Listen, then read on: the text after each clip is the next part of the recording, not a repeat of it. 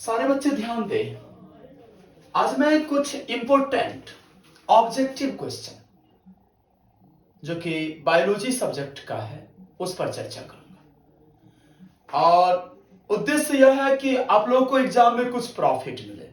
सो ध्यान से देखिए, समझिए, टॉपिक्स को ध्यान दीजिए। पहला चैप्टर जो क्लास 10th का है, चैप्टर 1, पाठ का नाम है चैप्टर 1 का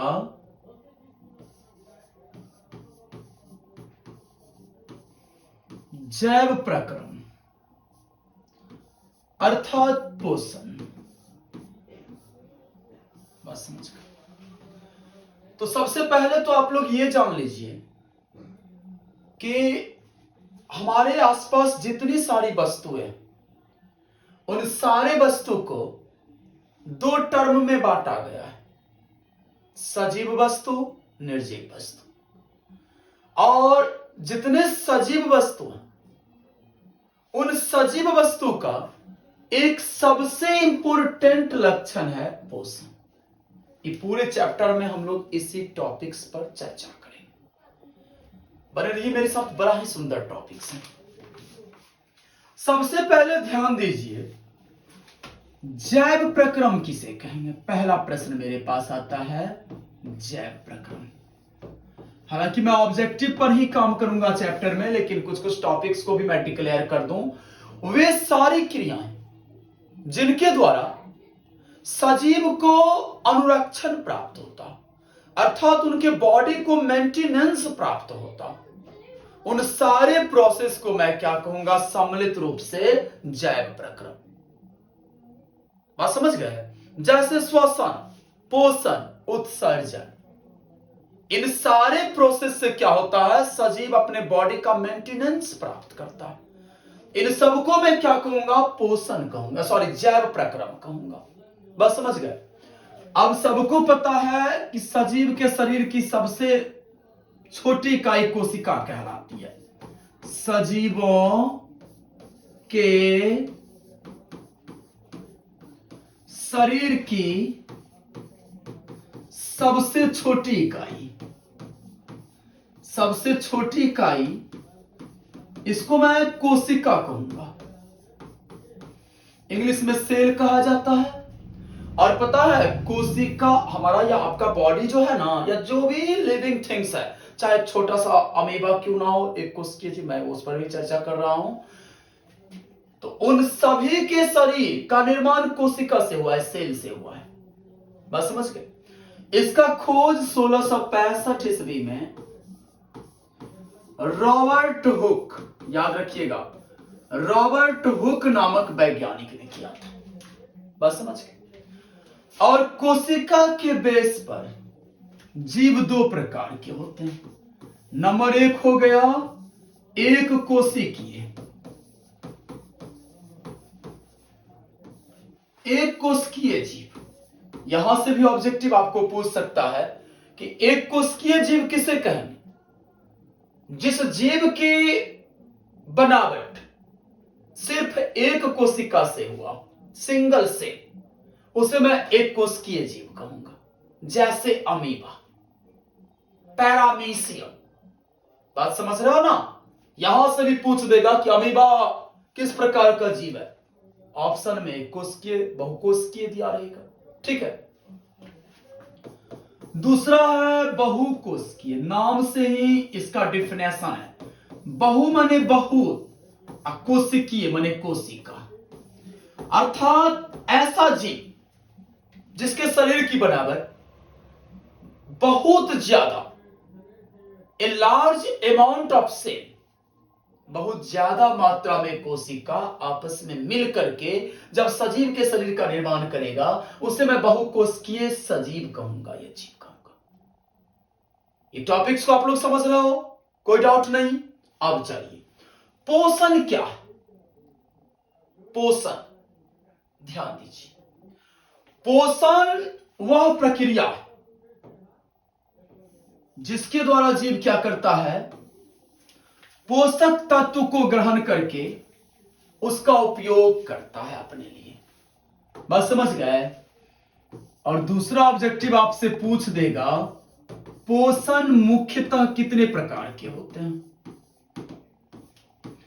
पोषण मुख्यतः कितने प्रकार के होते हैं। तो याद रखिएगा पोषण मुख्यतः दो प्रकार के होते हैं, स्वपोषण, परपोषण। और जो जीव स्वपोषण विधि के द्वारा अपना पोषण करते हैं स्वपोषी कहलाते हैं। तीसरा क्वेश्चन बनाएगा सभी हरे पौधे होते हैं। बाबू याद रखियो जितने ग्रीन प्लांट्स है ना, ओनली हरा पौधा जिसमें क्लोरोफिल पाए जाते हो वो कैसा कहलाते हैं, स्वपोषी जीव। कैसा जीव कहलाते हैं, स्वपोषी जीव। मैं फिर से रिपीट कर दूं, देखो कवक जो होता है ना, कवक भी पौधा के श्रेणी में ही रखा जाता है, लेकिन कवक स्वपोषी नहीं होते। बात समझ गए ना। वो स्वपोषी इसलिए नहीं होते हैं क्योंकि कवक अपना भोजन ना स्वयं नहीं बनाते। स्वपोषी कहने का मतलब जो अपना भोजन स्वयं बनावे, और परपोषी जो अपने भोजन के लिए स्वपोषी पर आश्रित रहे। बात समझ गए ना। तो सभी हरे पौधे क्या होते हैं, स्वपोषी जीव होते हैं। समझ में आ गया आप लोगों को। ध्यान दीजिए एक और ऑब्जेक्टिव आपसे पूछेगा,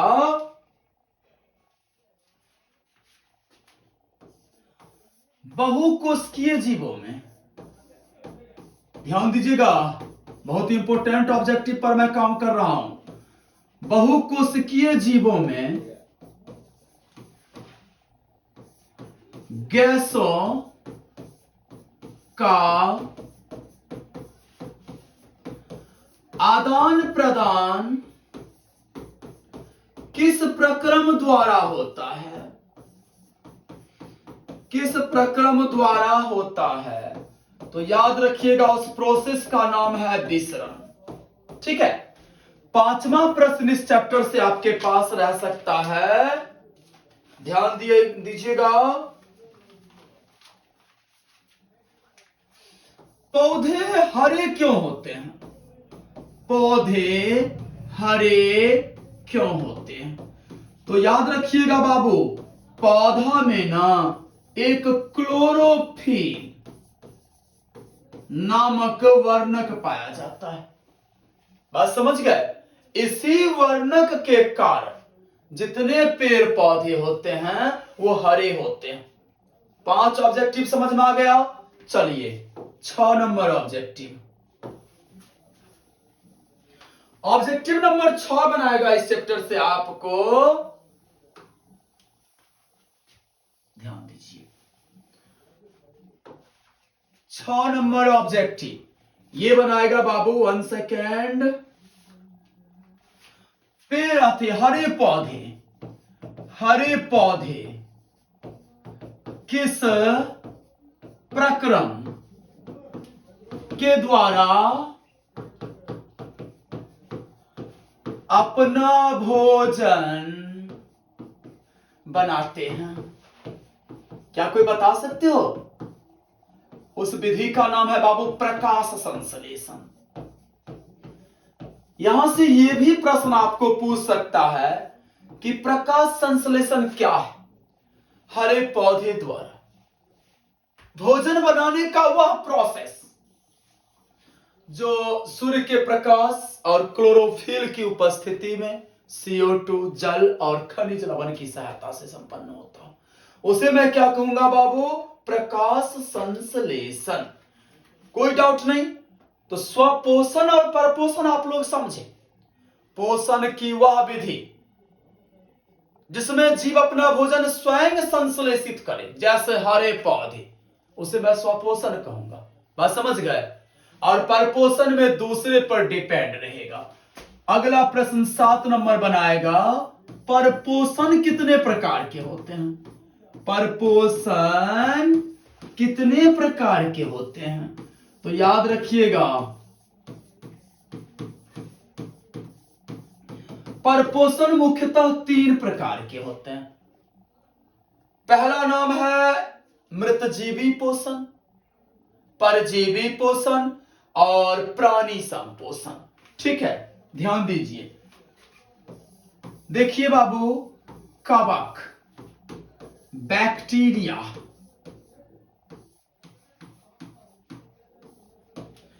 कवक, बैक्टीरिया, प्रोटोजोआ, कुछ सब नहीं, कुछ प्रोटोजोआ, ये सारे जो सूक्ष्म जीव है ना, अरे भाई ये दोनों सूक्ष्म जीव हो गया। ये तो कवक एक प्रकार का पौधा होता है, मशरूम जिसे नहीं कहते, गोबर छत्ता, बात समझ गए ना।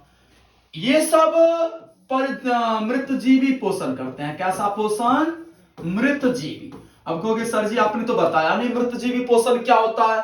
देखिए, परपोषण की वह विधि जिसमें जीव अपना भोजन मृत, मृत माने मरा हुआ, या सड़े गले वस्तुओं से प्राप्त करता हो, उसको मैं क्या कहूंगा? मृतजीवी पोषण। याद रखिएगा, वेरी गुड।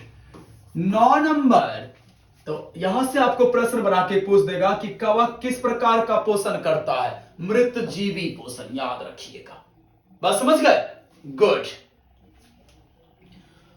देखिए, मृतजीवी पोषण का ना प्रकृति में बहुत ज्यादा महत्व है, क्योंकि ये सारे जीव क्या करते हैं, जहां भी सड़ा गला चीज सब है ना, उसे अपघटित कर देते हैं और पर्यावरण को स्वच्छ रखने का काम करते हैं। इसीलिए पता है इस सब को ना अपघटक भी कहा जाता है।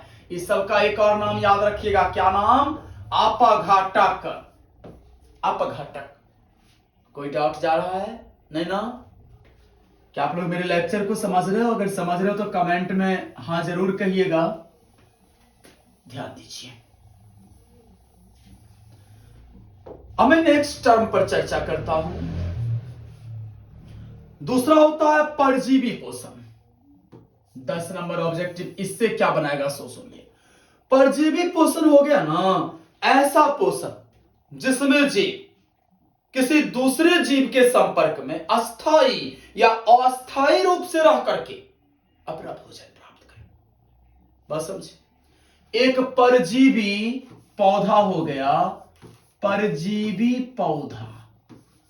नाम बता सकते हो आप लोग? नहीं ना? अमरबेल। बाबू, बैर के पेड़ पर एक पीला सा लत्ती टाइप का एक देखते होगा ना, दूसरा लता, वही अमरबेल कहलाता है। ये परजीवी पौधा है। ये क्या करता है? अपना भोजन नहीं बनाता है। मैंने पहले ना कहा जो हरा पौधा होगा वही। अब गोबर छत्ता मृतजीवी क्यों कहलाएगा?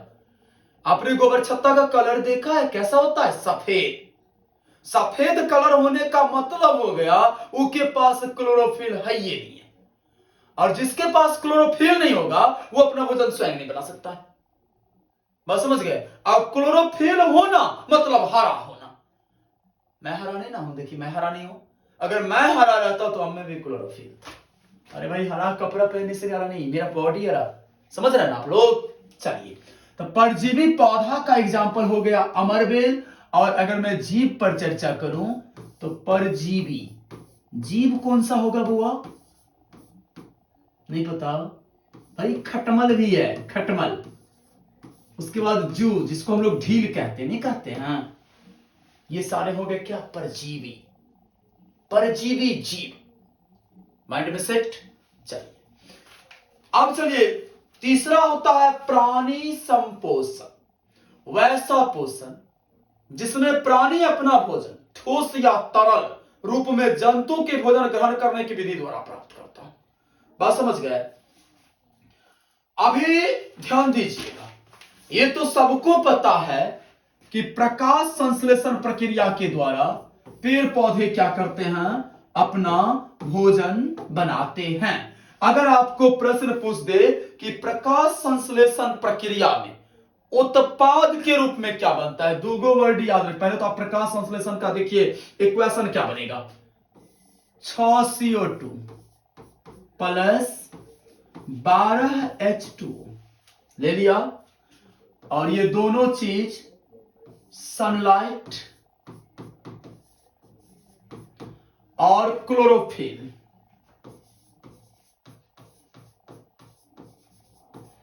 इसकी उपस्थिति में रिएक्ट करके क्या बनाएगा, C6H12O6, जिसको हम लोग क्या कहते हैं, ग्लूकोज। ग्लूकोज बनाया और क्या बनाएगा, 6O2 ऑक्सीजन और 6H2O। ये वाष्पोत्सर्जन प्रक्रिया द्वारा बाहर छोड़ देगा, ये रंध्र के माध्यम से बाहर दे देगा और ये उसका हो गया मैन उत्पाद। समझे? तो यहां से अगर आपको प्रश्न पूछ दे कि प्रकाश संश्लेषण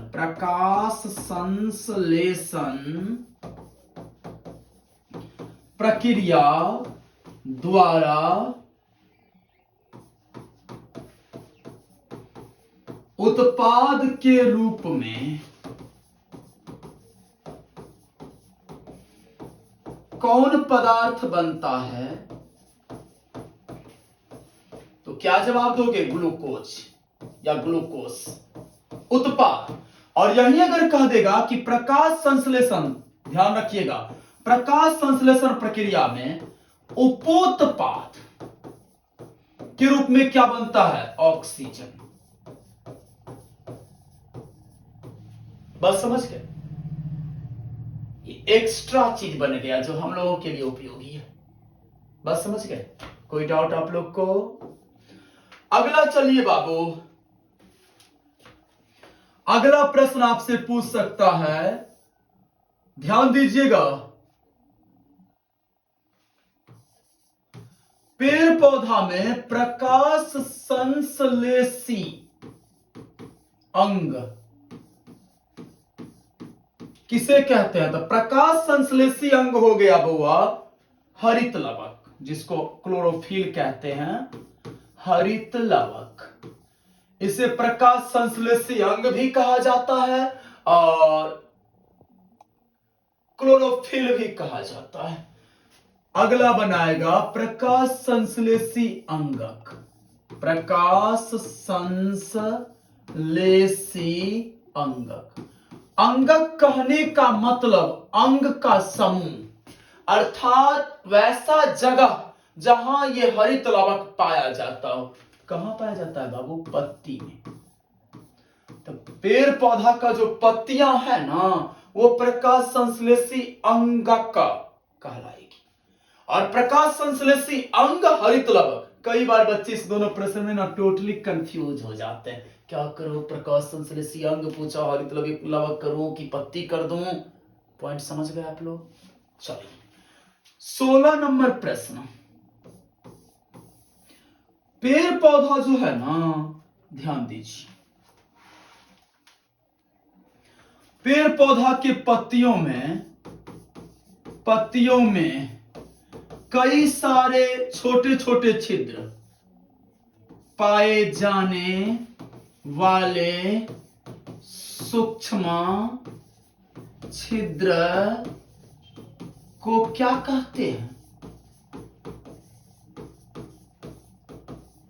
बाबू याद रखिएगा, क्या उस छिद्र को कहते हैं? रंध्र, इंग्लिश में एस्टोमाटा।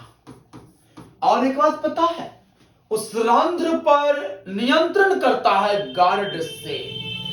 बस समझे, पूछ देगा आपसे अगला प्रश्न कि कौन रंध्र के खुलने तथा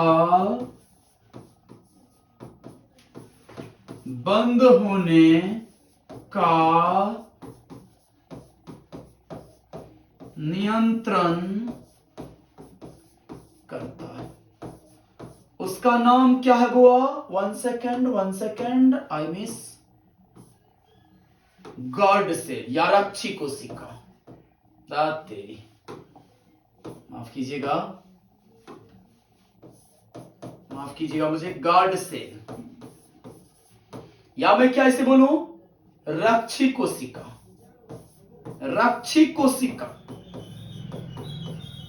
ये दोनों सेम नाम है, जिसका काम क्या है? रंध्र को खुलने और बंद होने पर नियंत्रण करना। बात समझ गए? अगला चलिए, अब प्रकाश संश्लेषी इकाई किसे कहेंगे? 18 नंबर प्रश्न पूछ देगा कि प्रकाश संश्लेषी इकाई किसे कहेंगे बुआ? क्लोरोफिल के अणु को। याद रखिएगा, क्लोरोफिल अणु को। कोई डाउट नहीं ना यहां तक? 18 प्रश्न में अगला प्रश्न ध्यान दीजिए। अब अगला टॉपिक है अमीबा,